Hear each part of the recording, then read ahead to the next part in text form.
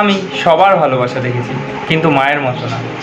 মা আমাকে সেই তখন থেকে ভালোবাসে যখন আমার নিজের অস্তিত্বই ছিল না।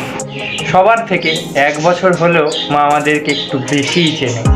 ঘরে আসলেই যে এতটা শান্তি পাই, তার কারণটা হচ্ছে মা। বাড়ি ফিরেই যার জন্য মনটা আকুপাকু করে, সেটা হচ্ছে মা। যে নিজের আগে আমাদেরকে রাখে, সেটা হচ্ছে মা। টাকা পয়সা, পজিশন, সাকসেস দেখে যে ভালোবাসে না, যার ভালোবাসার কোনো খাদ নেই, সেটা হচ্ছে মা। কেউ তোমার পাশে থাকুক বা না থাকুক, কিন্তু যেই মানুষটা তোমার পাশে থাকবে একমাত্র সেই হচ্ছে তোমাদের মা।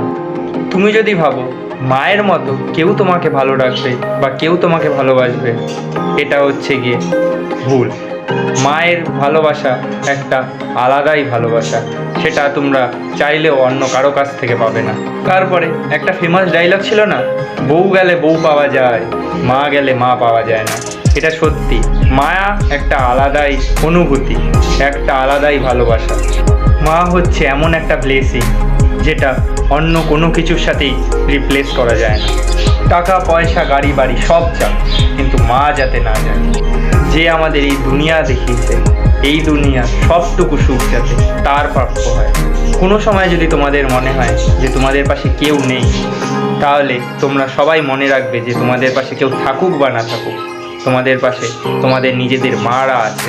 তাহলে আমি সকল মাদেরকে জানাই happy mother's day in advance.